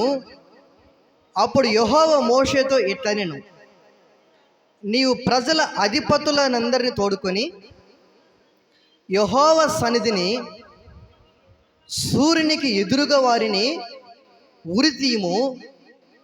అప్పుడు యెహోవా కోపాగ్ని ఇశ్రాయేలు మీద నుండి తొలగిపోవునని చెప్పెను. హల్లెలూయా, హల్లెలూయా. వారిని ఎందుకు దేవుడు సూర్యునికి ఎదురుగా ఉరితీయమని ఎందుకు చెప్పాడో తెలుసా? ఎందుకు చేయమని చెప్పాడంటే, ఆయన పాపాన్ని ఓర్చేవాడు కాదు, పాపాన్ని ఓర్చలేడు. ఆయన ఒక వేశ్యనైనా ప్రేమించి క్షమించగలిగిన దేవుడు వేషధారణ మాత్రమని క్షమించలేడు. ఈ దినమున దేవుని ముందులో కూర్చున్న నీవు యథార్థంగానే దేవుని ఆరాధించడానికి వచ్చావా? యథార్థంగానే దేవుని యొక్క వాక్యాన్ని చేతపట్టుకోవాలనుకుంటున్నావా? యథార్థంగానే దేవుని మార్గంలో నడవాలని ఆలోచన కలిగి ఉన్నావా? లేకపోతే ఏదో వేషధారమైనటువంటి రంగు వేసుకొని దేవుని ముందులో కూర్చోవాలనుకుంటున్నావా? నీ భక్తి నీకు ప్రయోజనకరంగా మార్చబడుతుందా? నువ్వు చేస్తున్న భక్తి నీకు దీవెనకరంగా మార్చబడుతుందా? లేకపోతే శాపాన్ని తెచ్చేటట్లుగా నీ ప్రవర్తన, నీ భక్తి ఉన్నదా? గుర్తించుకోవాలి. దినమున దేవుని మాట్లాడినటువంటి ప్రియ సహోదరుడా, సహోదరి, నువ్వు చేస్తున్న భక్తినికి క్షేమం సమకూర్చాలి. ఆమేన్, హల్లెలూయా. నువ్వు చేసేటువంటి పనిని బట్టి దేవునికి ఆశీర్వాదం నీ మీదకి రావాలి తప్ప, నీ అవిధేయతను బట్టి దేవుని దగ్గర రావాల్సిన ఆశీర్వాదానికి బదులుగా శాపం రాకూడదు సుమా. ఒకవేళ నీ ప్రవర్తన దేవునికి అవిధేయతగా కనబడుతుందేమో, దేవుని దగ్గర నుండి రావాల్సిన ఆశీర్వాదం బదులుగా శాపం రాబోతుందేమో. నీవు యథార్థంగా నడుచుకోకపోతే, నీ జీవితాన్ని సరి చేసుకోకపోతే, నీ మనసును మార్చుకోకపోతే, నీ స్థితిగతులను మార్చబడకపోతే దేవుని దగ్గర రావాల్సిన ఆశీర్వాదానికి బదులుగా శాపం రాబోతుందని నువ్వు మర్చిపోవద్దు. హల్లెలూయా, హల్లెలూయా. వారి మీదకి అవిధేయుల మీదకి దేవుని యొక్క ఉగ్రత రగులుకునిందంట. అందుకని ఎవరైతే ఆ పాపం చేశారో వారిని ఉరితీయమని దేవుడు మోషేకి ఆజ్ఞాపించాడు. వారు ఎందుకు తెలుసా? వారి నిబంధన జనులు, వారికి దేవుడు ఆజ్ఞలు ఇచ్చాడు. వారిని నడిపించే దేవుడు, వారు నడవలసిన చక్కని త్రోవలు నడిపించే దేవుడు, వారు నడవవలసిన త్రోవలు నడిపించే దేవుడు, వారు కోరుకోవలసిన మార్గాన్ని బోధించే దేవుడు వారికి నిబంధన ఇస్తే, ఆ నిబంధన మీరి తొలగిపోయే కారణం బట్టి వారిని క్షమించక దేవుడు అని ఉరి తీయమన్నాడు. హల్లెలూయా. ఎందుకు తీయమన్నాడో తెలుసా? వారికి పాపం ఏంటో తెలుసు, పాపం వల్ల వచ్చే జీతం ఏంటో వారికి తెలుసు. అందుకని వాక్యం రాయబడింది, పాపం వల్ల వచ్చే జీతం ఏంటి? మరణం. అట్టి మరణం నుండి తప్పించగలిగిన వాడు ఎవడూ లేడు.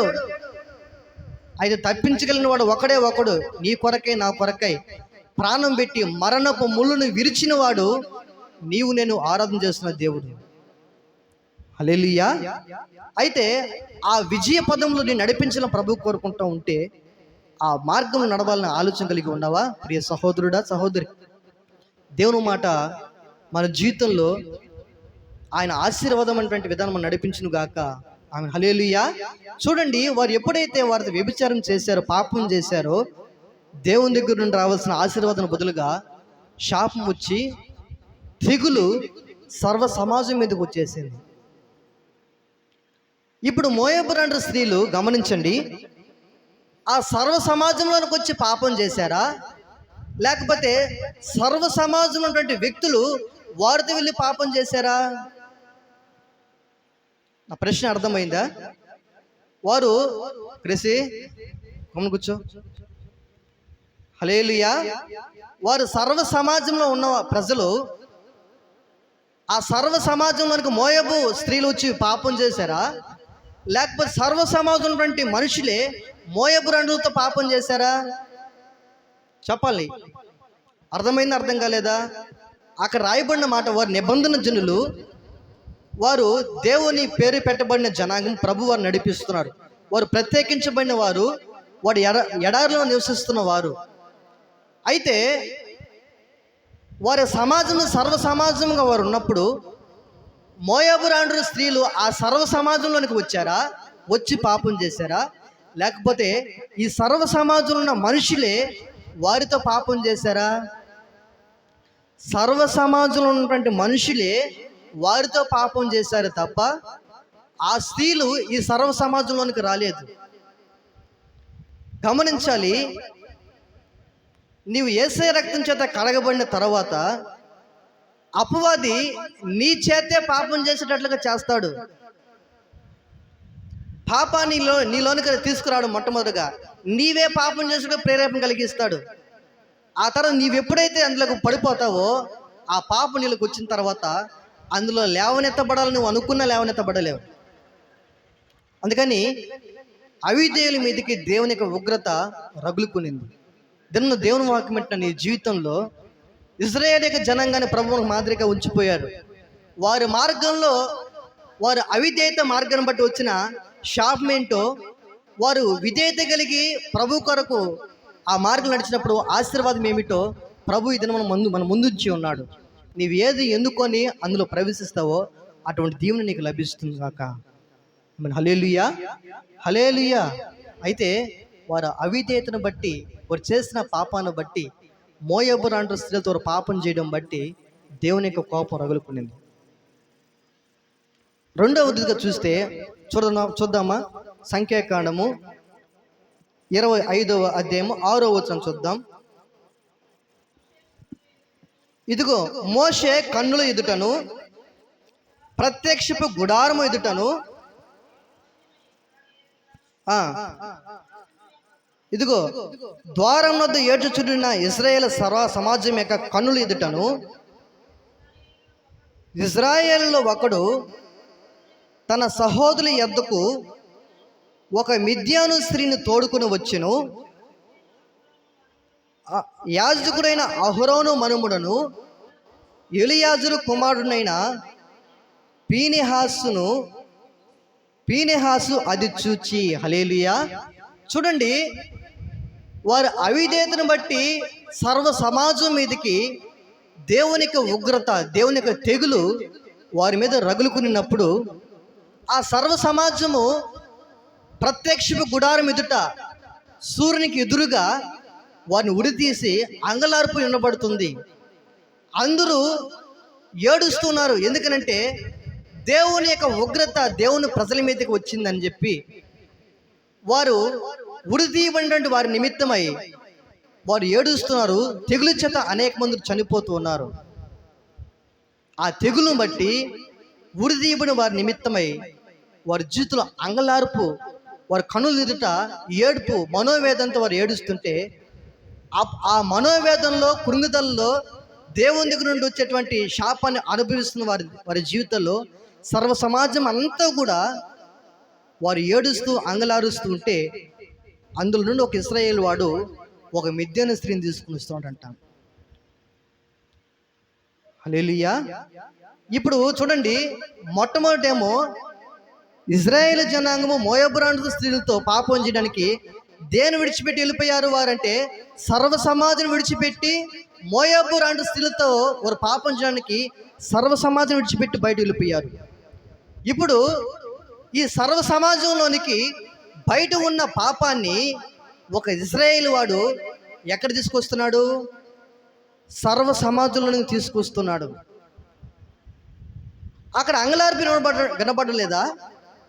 అక్కడ కన్నీటి మధ్య వారు దేవుని ఉగ్రతకి పాత్రులుగా మార్చబడి అవిధేయతను బట్టి దేవుని యొక్క తెగులు వారి మీద రగులుకోవడం, శాపగ్రస్తులుగా మార్చబడడం, అనేక మంది చనిపోవడం, ఆ వేదన ఆ ఇశ్రాయేలుకి ఏమాత్రం కనబడలేదా? అంతగా దేవునికి ఉగ్రత వస్తున్న సర్వ సమాజంలోనికే ఇప్పుడు ఏం చేస్తుందంటే ఒక మిద్యాను స్త్రీని తీసుకొచ్చి సర్వ సమాజంలో పాపం చేయడానికి ధైర్యం తెచ్చుకున్న వాడుగా కనబడుతున్నాడు. ఈ దినంలో దేవుని వాక్యం పెట్టిన ప్రియ సహోదరుడా, సహోదరి, పాపం చేసేటువంటి ఆ విధానంలో తటక్కనే సడన్గా ఒక వ్యక్తి పాపంలో పడిపోడు, కానీ జారి పడినట్లుగా పడేవాడు జారి పడేటట్లుగా పాపంని అలాగో అవకాశం ఇచ్చిన తర్వాత ఆ పాపంలో పడిపోయిన తర్వాత పాపంలో పడే మొట్టమొదటి ఆ పరిస్థితిలో భయం కలుగుతుంది. ఆ భయాన్ని అధిగమించి మనం పాపం చేసిన తర్వాత ఆ భయం పోయి అలవాటుగా మార్చబడి అసలు పాపం చేయదని ఎవరు చెప్పారు? పాపం చేయని మనుషుడు ఎవడున్నాడు? అది నరుని యొక్క సహజమైన లక్షణమేగా అనే మాటలు ఎప్పుడు వస్తాయి అని అంటే, నీకు ఆ భయము పోయినప్పుడు, ఆ భయము పోయి నీకు అలవాటుగా మార్చబడిపోయినప్పుడు నీ జీవితంలో ఏం కలగదు అనంటే, నువ్వు మాట్లాడుతున్న మాట అయినా తప్పుగా అనబడదు, నువ్వు చేస్తున్న పని అది నీకు తప్పుగా అనిపించబడుతుంది. హల్లెలూయా. గ్రేసే, నేను కర్రెత్తుకొని వస్తాను. ఇంకా కూర్చోగమనా. హల్లెలూయా. చూడండి, అవిధేయుల మీదకి దేవుని యొక్క ఉగ్రత రావాల్సినటువంటి పరిస్థితి ఎందుకు ఏర్పడిందంటే వారు చేస్తున్న పాపం.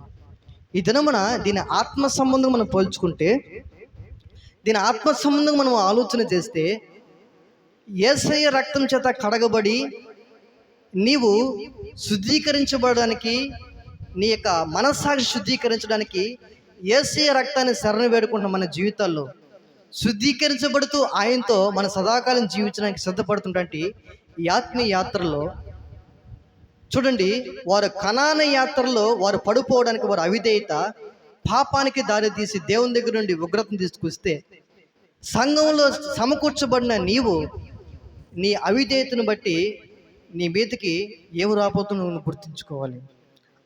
వారిదేమో కనాను యాత్ర, మనదేమో పరలోకపు యాత్ర. హల్లెలూయా. వాగ్దాన దేశమైన కనాను యాత్ర, ఇది ఆత్మ సంబంధమైన ఆత్మీయ యాత్ర.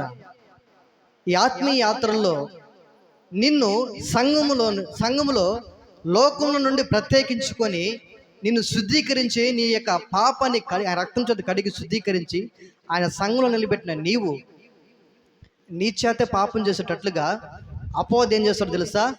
ఎవరి మధ్య చుచ్చులు పెట్టడు, ఎవరి మధ్య విభేదాలు పెట్టడు. అపవాది ఏం చేస్తాడంటే మనల్ని పాపానికి పురుకొల్పబడే విధంగానే అపవాది ఏం చేస్తాడో తెలుసా? మొట్టమొదటిగా మనము ఏ కంచెలైతే ఉన్నామో ఆ కంచెల నుండి మనమే బయటకు వచ్చేటట్లుగా అపవాది ప్రేరేపిస్తాడు. హల్లెలూయా. చూడండి, అది ఏ విధము చేతనే నువ్వు సంఘంలో చేర్చబడిన నాటబడిన నీవు లోకంలో కలిసిపోయేటట్లుగా అపవాది ఏం చేస్తాడంటే నేను ఎన్ని రకాలుగా నీవు ప్రయత్నం చేయొచ్చు.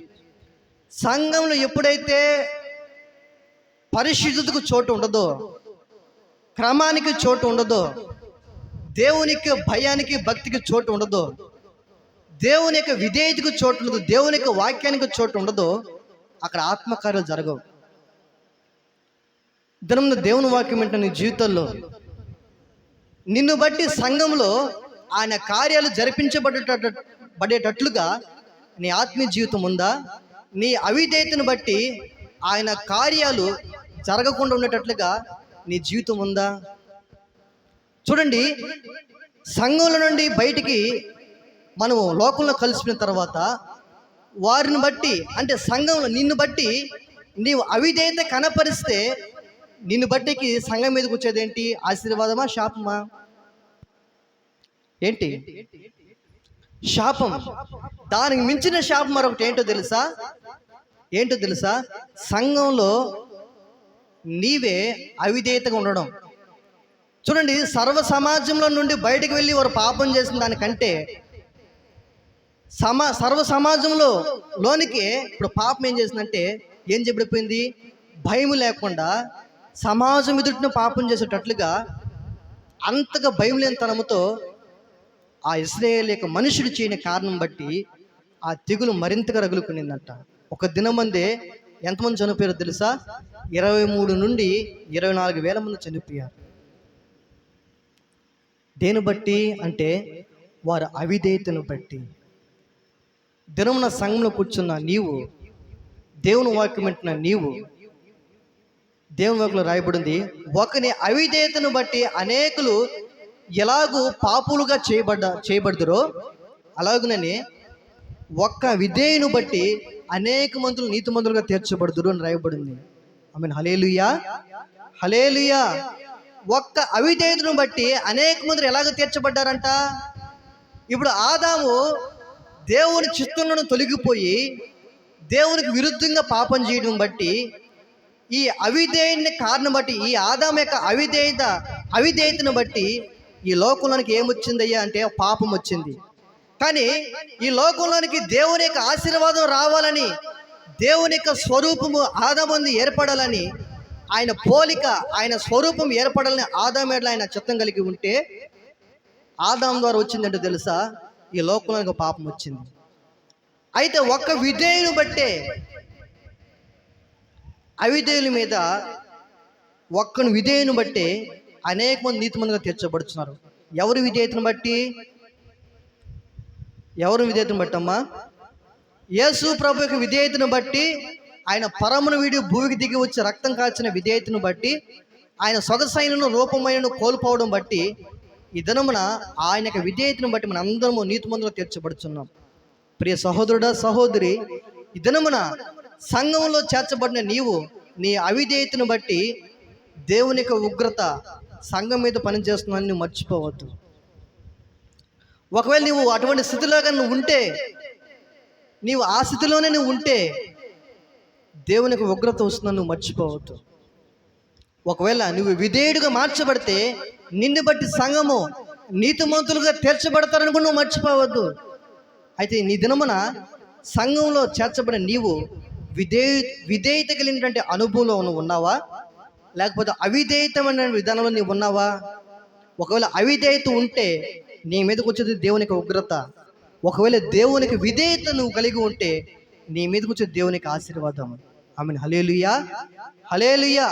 అయితే ఎప్పుడైతే సర్వ సమాజం పాపం చేసేటట్లుగా వారు ప్రేరేపించారో, ఇప్పుడు ఆ పాపమే సర్వ సమాజంలోకి వచ్చిన తర్వాత దేవునికి ఉగ్రత మరి తెగులు ఎక్కువగా రగులుకున్నందు వలన అది చూసినటువంటి అహరోను మనవడనంటే ఎలియాజరు కుమారుడు పీనిహాసు దాన్ని చూచి ఏం చేసి తెలుసా, ఓరవలేకపోయిన వాడై తన ఈటె చేతబట్టుకుని వెళ్ళి ఆ మిద్యాను స్త్రీని, ఇజ్రాయేల్ యొక్క ఆ మనిషిని ఇద్దరిని ఏం చేశాడు?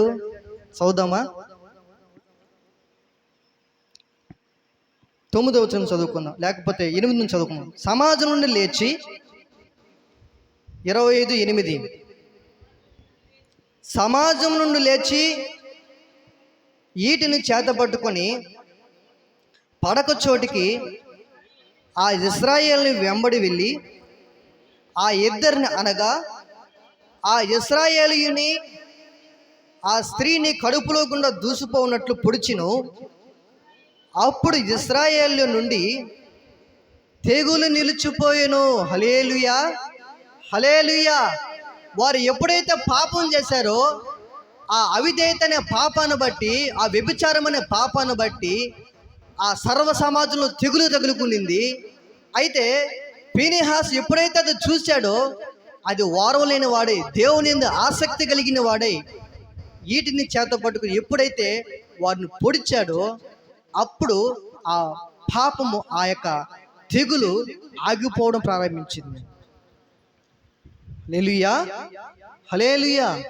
ఈ దినంలో దేవుని వాక్యం వింటున్న ప్రియ సహోదరుడు సహోదరి, సర్వ సమాజం మీదకి వచ్చింది ఆ తెగులు ఎందువల్ల వచ్చింది? పాపం వల్ల. అయితే ఒక్కరిని విధేయతను బట్టి ఆ సర్వ సమాజం మీదకి రావాల్సినటువంటి తెగులు ఆగుపెట్లకు చేసింది ఎవరో తెలుసా? 100 మందో కాదు,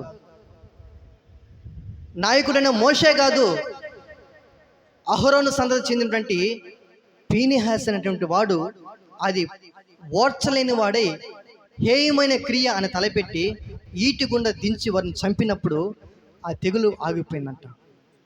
ఇతరమున్న దేవుని వాక్యం వింటున్న ప్రియ సహోదరుడు సహోదరి, సంఘములో అవిధేయత కనబడినప్పుడు, అపవిత్రత కనబడినప్పుడు, దేవుని యొక్క మాట లోబడకుండా ఉన్నప్పుడు, నీ జీవితంలో ఉపదేశ క్రమానికి అప్పగించుకోకుండా అవిధేయతను కనపరిస్తే దేవునికి ఉగ్రత మన మీదకి రాబోతాను, మర్చిపోవద్దు.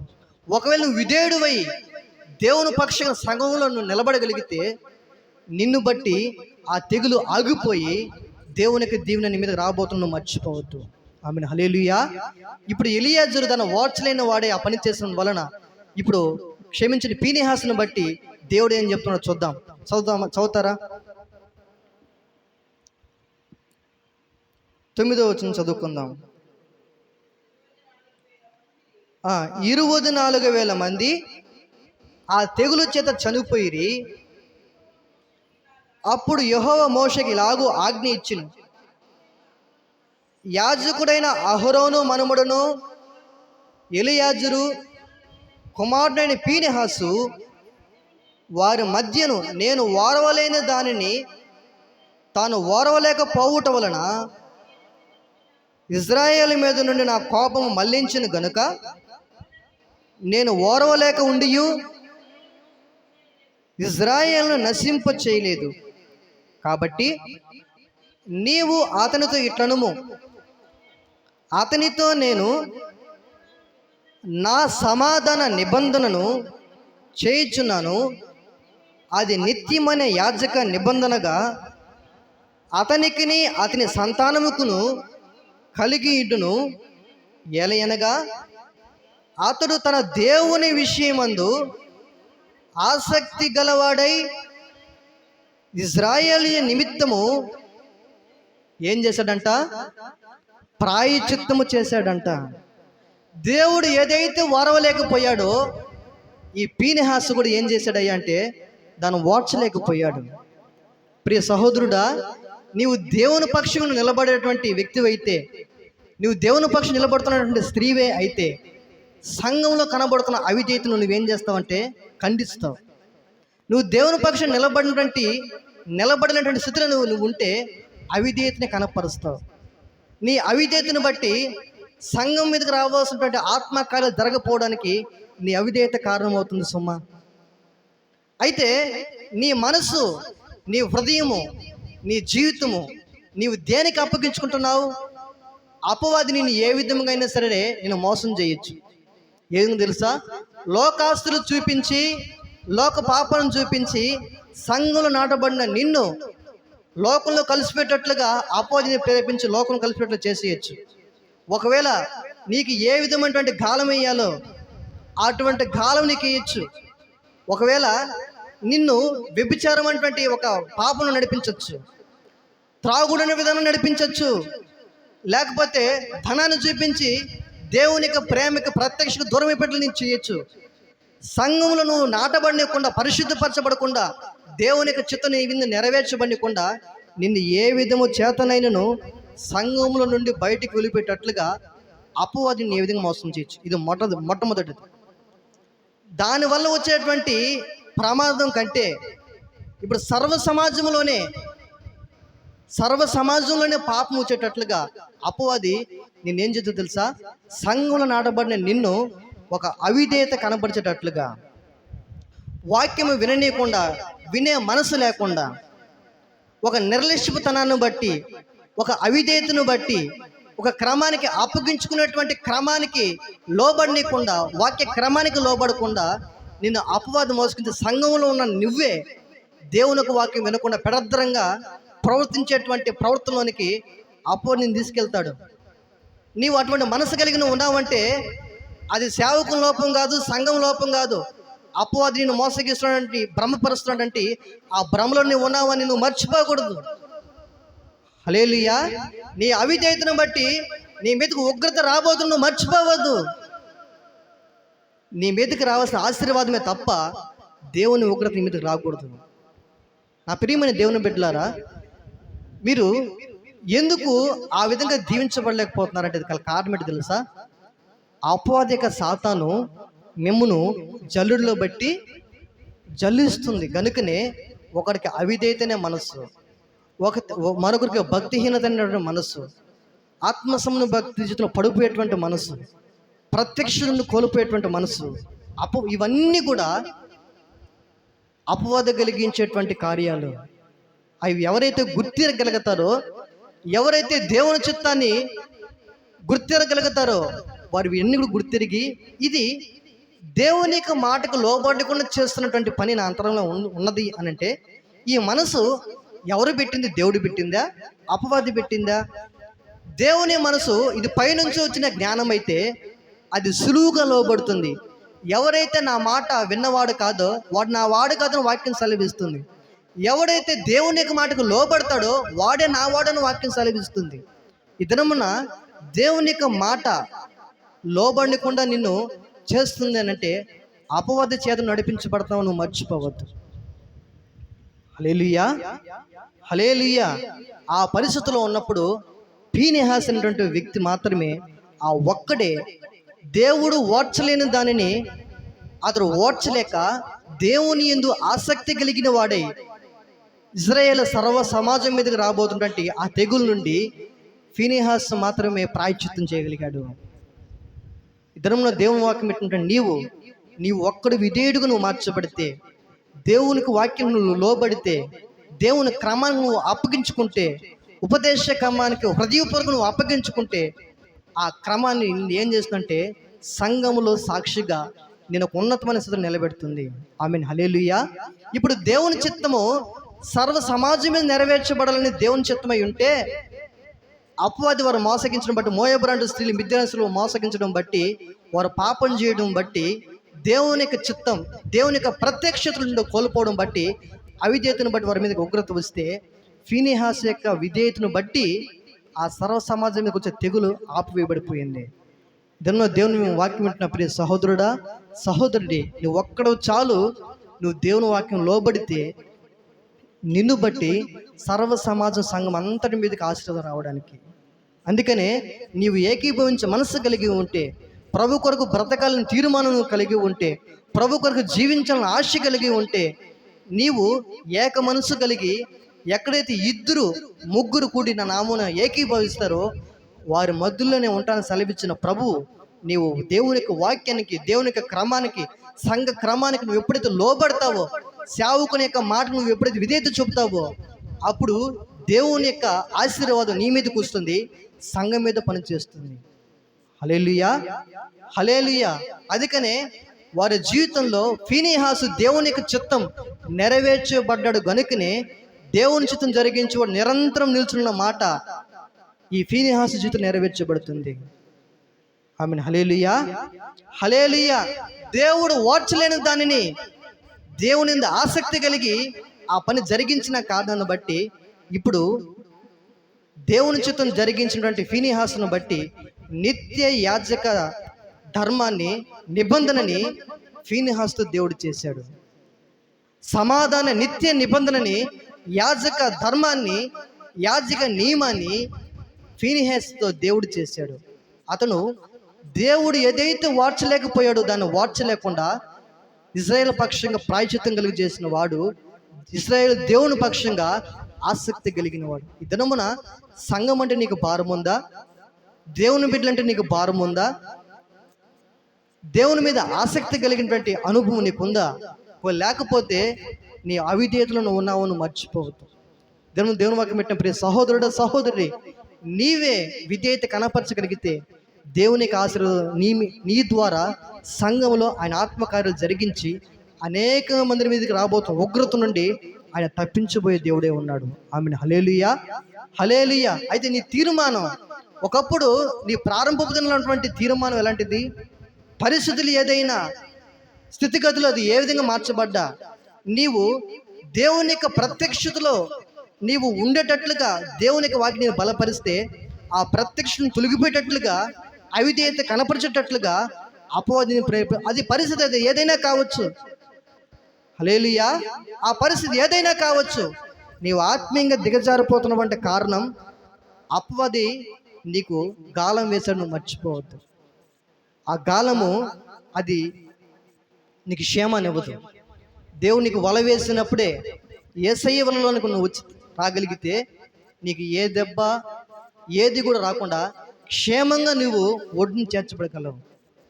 అయితే అపవాదేసేటువంటి గాలము, ఉర్లు వగ్గి చిక్కించబడినటువంటి ఆ గాలము నీవు చిక్కించుకున్న తర్వాత, నీ జీవితం అతలాకుతలం అయిపోయిన తర్వాత, చేతులు గాలిన తర్వాత ఆకులు పట్టడం ప్రయోజనం లేదు. నీ కంఠంలో ప్రాణం ఉండగానే యెహోవా దొరుకు కాలముననే నీవు అని అడ్డుకు రావాలి. ఆమేన్. హల్లెలూయా. దేవుడు నీకు దొరికే కాలంలోనే, నీకు వయసు అయిపోయిన తర్వాతనో, లేకపోతే నీకు పరిస్థితుల్లో చేయి తడిపిన తర్వాతనో నువ్వు భక్తి చేయలేవు. నీకు అవకాశం ఉండగానే నీ దేవుడని యెహోవాను స్మరణకు తెచ్చుకొని నీవు నడవలసినటువంటి మార్గం నడిపించబడాలి. అలా నువ్వు నడిపించబడేటువంటి నీ ఒక్కడివే నీ కుటుంబానికి ఒక దీవెన. నీ ఒక్కడివే, నీ ఒక్కదానివే నీ బిడ్డలు అందరికీ క్షేమం ఇచ్చేది నీ ఒక్కదాన్ని బట్టి, నీ ఒక్కడిని బట్టి. ఒకవేళ నీవే ఆ పని చేయకపోతే, ఫీనీహాసు వలె నువ్వు బ్రతకపోతే, ప్రభు కొరకు నువ్వు జీవించకపోతే, పాపాన్ని నీవు ఓర్చలేకపోతే, పాపాన్ని నువ్వు చంపగలిగితే, సంఘంలో నువ్వు స్థిరపరచబడగలిగితే, విధేయత చూపగలిగితే, ఫీనీహాసు నిత్య నిబంధన చేసిన దేవుడు నీతోనూ నీ కుటుంబీకులతో నిత్య నిబంధన చేసి ఆయన సమాధానమైనటువంటి నిబంధనతో చేసే దేవుడే ఉన్నాడు. ఆమెన్. హల్లెలూయా. అటువంటి అనుభవం అందరూ మనందరం నడిపించును గాక. ఆమెన్. ప్రార్థన చేసుకుందాం, మోకరిద్దాం, ప్రార్థన చేద్దాం. ఇంతవరకు దేవుని